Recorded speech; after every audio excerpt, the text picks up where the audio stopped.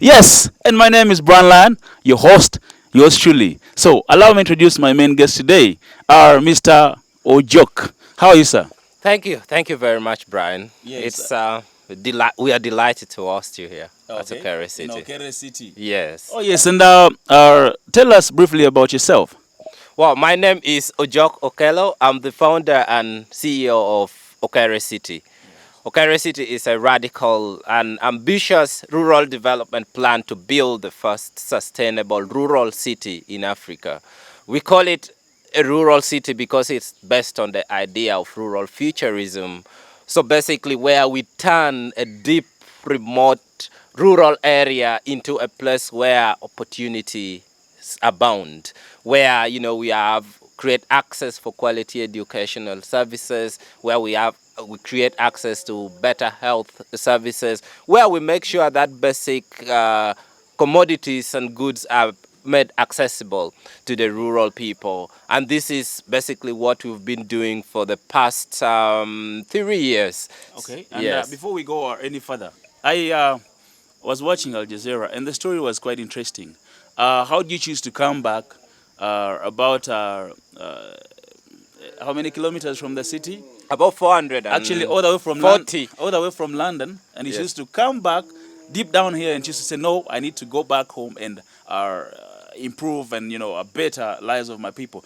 Give us a story behind how you choose to come back to Kere City, a place that, oh man, is in the middle of almost nowhere, but is turning into a city. Yes. So we started this project out of the realization that, rural areas shouldn't be left to struggle on their own. And Okere village definitely has a deep village, 440 kilometers away from the capital city, Kampala. A village still reeling, from the devastations of LRA conflict. We wanted to make sure that we create opportunities here. And that is why we started this project. We are offering a plethora of services to the rural people here, from educational service to health service to enabling access to basic goods and commodities. And but the reason why I started this project, arise from the fact that I wanted, to use my skills, to use my knowledge, to use my talent, and to use my network for the greater good of my community. And as a development practitioner, somebody who has been doing development work for the past 15 years, working with various organizations, international NGOs like War Child UK, like Conrad Adenauer Stiftung, and then having the opportunity to, get a quality education, whether it's development studies from Makerere and or postgraduate training in international development from the prestigious London School of Economics.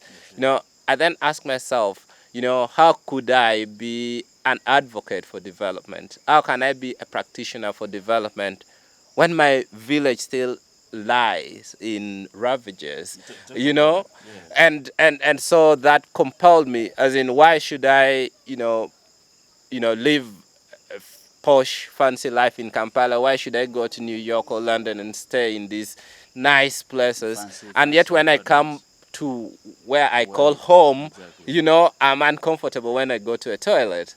I have a headache and I cannot have access to a basic painkiller. So we started this project out of that very selfish reason, like selfish reason of making myself and my comfortable family when we are here. But then you reach a point where you ask yourself a fundamental question: is it just about my comfort? Is it just about me? Isn't it about the community? And since, this is rural Africa, and we still, at least in many ways, believe in the idea of community, in the idea of togetherness, in the idea of a people, then it just made perfect sense that we started something that brings all of us together to celebrate our history, to celebrate our identity as a people, but to also have access to the things that would improve our standard of life and well-being. Oh, thank you. A very big point made in there. Most of us are in the city living in those fancy apartments, but when you go back to your villages, oh man, the toilets are crazy. Your houses. I mean, we choose to invest in the cities, build apartments, but back, to our villages where we're born, it's always, nasty and all that. So, such a motivation and inspiration. But before we go any further, let's talk about Okere City. Are you a born of this area? Uh, Tell us about the story. When did Okere City begin? How many years back? And how was the story like? Because now I can see, there's solar everywhere. The accommodation was on point. So tell us about the story of when you began working on Okere City. Yeah, so I returned to the village in 2018, and I'd not been here for the first. I'd not been here before, so 2018 was the first time I You come had here. not been here. No, Oh, okay. although it's my That's where you were born. yes, it's although it's where I was born. It's although it's where my ancestors Yeah, yeah. Right. descend. But unfortunately for me, my father dies when I was a 6-month Oh, baby, oh. and Rest. and my mother remarries, and so I spent most of my childhood and even a bigger part of my adult life, with my mom and with my grandfather, Yeah. stepfather.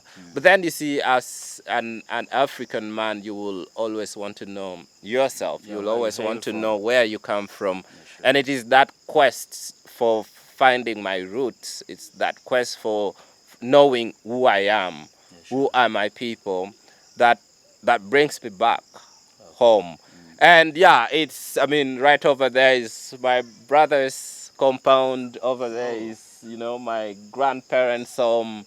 So it's, Oh, so okay. within the neighborhood are cousins. It's basically clan and kith, like very closely knitted community. But of course, also broadly, Okere is a parish, right? A parish Oh, of up to 5,000 people. oh, really? And of course, yeah, so basically we started the idea then of Okere City in 2019, and we didn't set out to start the project as it is right now. For us it was okay, there isn't a school, let there be a little school. And Yes. then after the school project, you notice that another need Arises. arises, or Yes. quite organically, and then we create that. So in many ways, Okere City is a story of it's a story of creating products and services that directly address The needs of the the people. needs of the community and of the people. And that is what we've been watching, that's what we've been facilitating: organic growth of the project. And so, for instance, we started the school with 8 little children undertaking childhood development services. But now we have a fully fledged nursery school and primary school with Oh, up to really? 250 children. Wow. We started a small clinic, to sell painkillers, but now we have, a fully fledged health center facilities with maternity service, with laboratory service, and on a daily basis, we are able to offer treatment to up to about 50 community members. We have a shop, a grocery store that on a daily basis serves up to about 150 community members.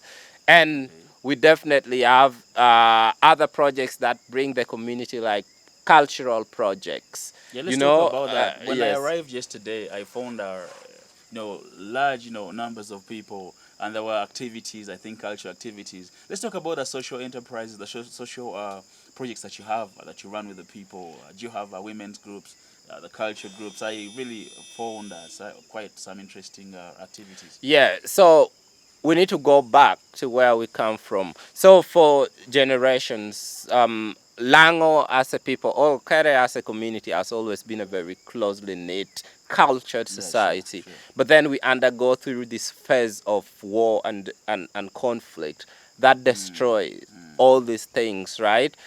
Because people were forced to leave their homes and go to the internally That's the displaced people's camp. LRA? Yes, the LRA war. And now when people come, a lot has been lost in terms of identity, in terms of culture. Yeah, sure. But then we also know that if we are to work with our people, if we are to move together to the future, we must know who we are. Yeah, We sure. must understand, what our values are as a people. Yeah, sure. And that really informs our decision to invest in cultural and the creative arts, performances and industry of the community. So as a result of that, we have all these different people, all these community groups in the villages who do a special kind of music we call Okeme, which is a thumb piano. Okay. So every often we organize Okeme festivals. Oh. Yes. And then we also, organize these spaces where basically the community come to perform, whether it's music, whether it's dance, or even drama. Yeah, sure. So and one of our latest projects is actually, investing in theater, investing in making sure that the community can retell their stories, but also envision the kind of future they want to go to. So for us, culture is very important. Of course, that also ties to the SHEA trees, which we naturally have in abundance. Talk about the SHEA trees. Yeah, so the SHEA trees, are not only trees to us, they are sacred. Sacred in the sense that, they are imbued with important cultural significances. And so as a people, as a project, we also try to rally the people around the shea butter, to protect it so as not to cut it down, because if we cut it down, then we are losing a very important resource Lango is the that we have. SHEA trees. Yeah, so not Lango, but Otuke as a district is on a shea belt, and it has one of the highest concentrations of shea trees on the belt. I saw a lot. Yes, while we were yes, through. and and so we have a cooperative society that bring women in the village together to collect shea nuts, and we work together to add value to the shea nuts, and now we have a unique product in the market called Okere shea butter, which is one of our important revenue streams as a project. Okay. That's quite interesting. Yes, thank you a lot, Mr. Ojok. Now let's talk about the few challenges that you face, in the process. What are those challenges that you find, a bit, hard for you to maneuver? Yeah. So I mean, we are doing this project in the context of a community that has been rendered hopeless for far so long, a community that has, gone through decades of troubles, and then you are here, trying to tell them that we are actually on the road to build a city in a village. So how somebody, receives this and conceptualizes it, and even imagine that is a reality is a big task. For many of them, we can only stay in the village as long as we can, but otherwise, if we need opportunities, we shall go to Lira, the nearest town, or to Kampala, right? So everyone is busy working so hard to prepare their children to get out, to exit. And so then coming to tell them that, hey, we actually have resources here. We have what it needs for us to build a decent life here. You don't need to go out. And of course, you can always go out, but still this remains a place, with boundless opportunities and possibilities. It's quite a gigantic challenge. But luckily for us, over the 4 years, we've been able to, stay focused, be on a very positive trajectory, and then make people understand that this dream, this vision could actually or can actually be achieved. And slowly we are seeing people buy into the idea. Slowly we are seeing people actually come from Kampala, come from Lira, to come and work with us either as teachers or health service providers. And we think that is a perception or a mindset that is fundamentally going to change as we continue going forward with our activities and projects.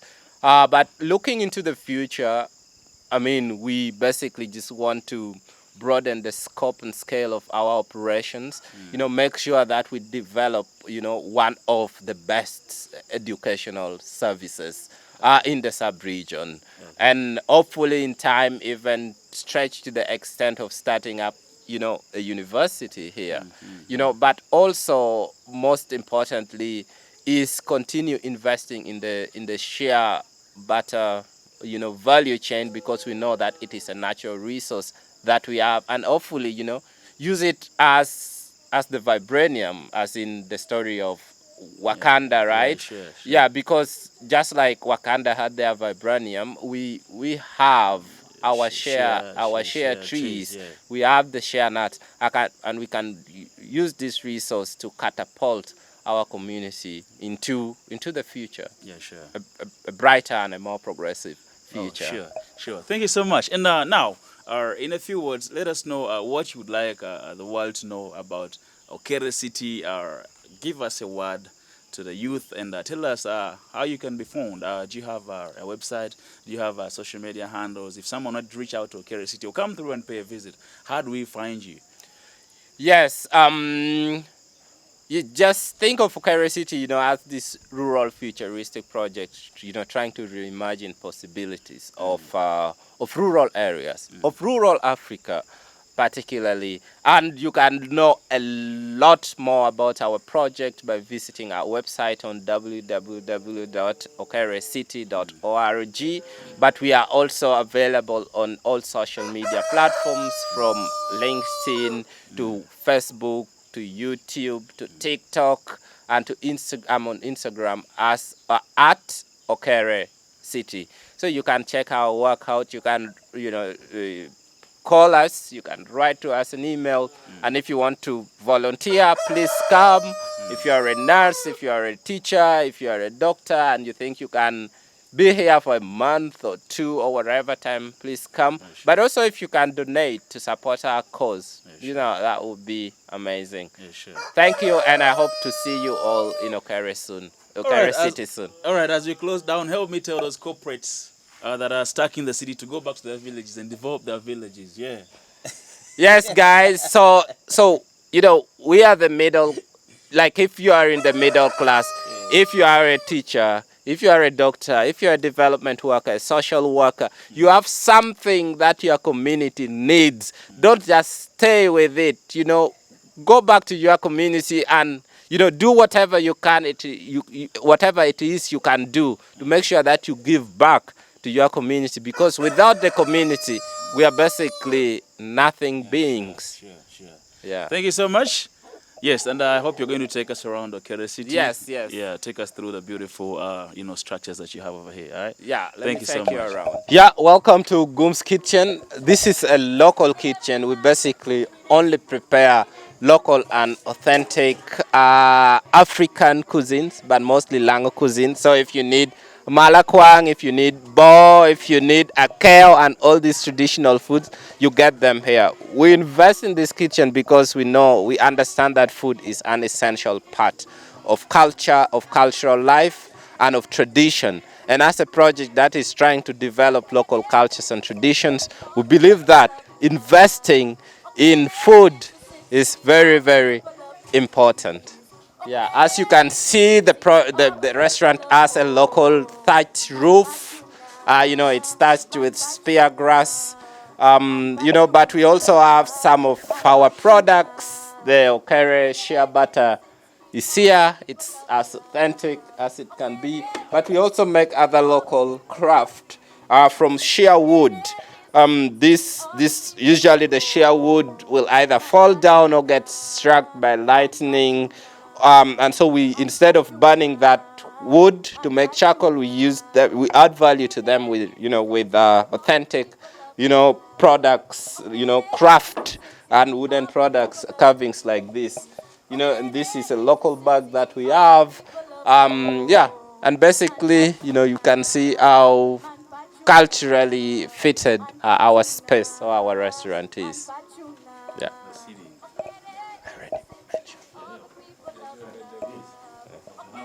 Yeah, we are right now standing at Okere Village Square. This is our square, on a on our community day, all this space gets filled up with people, who've come to sell different things from cassava to share butter, but also to come and buy, things from the grocery shop, which we have over here. Over there we have, a bar and also a pool where, youth in the village gather to play. This is our community hall. So we have our community dialogues, our community meetings, our community barazas inside our community hall. We also have a digital lab here, which is basically a space where young people in the village can come and basic computer literacy skills. And we also have a fashion house where we not only make fabric but also train up to about 50 women, young ladies in the village with tailoring and knitting skills. Most importantly is our community museum and a community theater which is right over there. So this is basically meant to be a space where we install basic cultural artifacts, and we also organize cultural plays, and so over there, for instance, you see a granary, which is what was traditionally used to store food, but it's increasingly being lost, and we are trying to build but also reimagine what a better granary could be like. And so that is basically what this space is going to do. I'm also now going to take you to our health center, where we provide basic health services to the community members. Yeah, we are right now standing in the place where our ancestors reside. So this is what we call the ancestors' residence. It's basically, as a guest, when you come, this is where you are going to sleep. So these cottages, made with local materials. So across Okere City, one of the most important things that we care so much about is sustainability, and about how can we use the local available materials that we have, whether it is the elephant grass or the bamboo. It is important because it is green. But also we call this an ancestors' residence because for each of the places, for each of the rooms, where the guests come to sleep, it bears the name of our forefathers, of our foremothers, the ancestors who came before us. Achinashi, for instance, was my grandmother who died 3 years ago, and Apili is my grandfather. So through this, we try to remember them. Through this, we try to make them live, and we hope that they keep watching over us and giving us their blessings. This is our community school. So it's a nursery and primary school, and it has up to about 250 kids. We just broke off for holiday yesterday. That is why you can't see the children. But this, as you can see, we have used local materials across the board.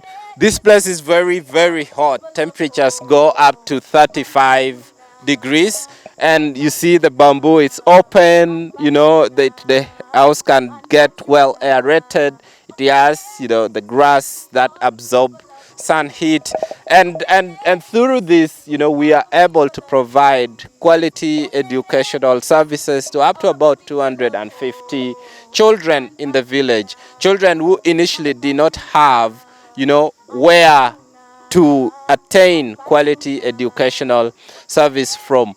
And we hope that, through this, we are going to build the future leaders, the future generation, and the people who will take care of our village when we are gone.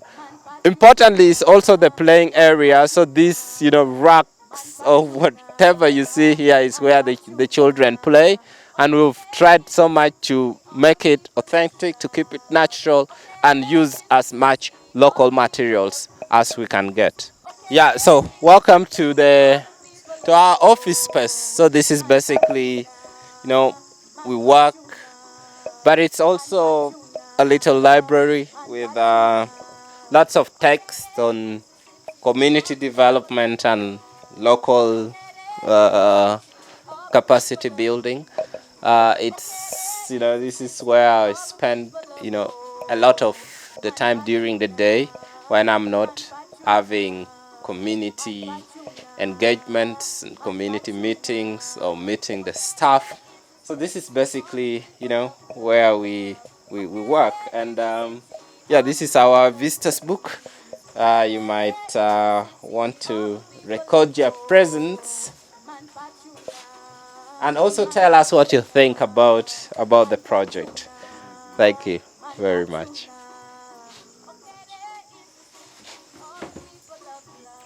This is our health facility. It's called Okere Health Center. It's a small facility that is provides primary health care services to the community members. We have a pharmacy, so with the pharmacy, the community is able to have access to basic drugs. We also have a laboratory, so where we can test. We have for various illnesses, so that drugs are not dispensed when we do not know what we are actually treating. We also have a nurse, an enrolled nurse who runs this facility, and we also provide maternity services, prenatal care, but also giving advice to the mothers in the village. And on a daily basis, this medical facility is able to offer treatment to up to about 50 community members. And through it, we've seen fundamental impact in as far as deaths of basic preventable diseases are concerned. One of the most horrendous experiences we experienced here was about 3 years ago, when a mother lost her life, during the process of giving birth, just because there wasn't, quick treatment, but also an ambulance to make sure that they are taken to a better medical facility. But now with this, we can, take care of such emergencies. And in the event that the person needs to be transferred and they're in critical condition, we also have a small car that also doubles as an ambulance to help community members in times of emergency health needs. Well, this is our football pitch. It's our attempt to invest in basic sporting facilities, because as a project, we don't only do the sports as core curricular activities for our children, but we also hope to train, to identify, nurture, and train, the next generation of professional athletes in the village. And we hope that through, facilities like this, we shall be able to move towards the achievement of our dream, because there are actually lots of talented children in the village, but usually there aren't opportunities for them to develop their skills, to even be identified. So we hope that we are going to bridge this gap and offer, this as a unique opportunity for our children in the village. Yes, dear viewers and listeners, there you had it. An interesting Okere City, an interesting Ojok Okello himself. Yes, and remember, we are Innovation Consortium. Not so complicated is the show. Thank you so much. My name is Brian Lyon. I sign out.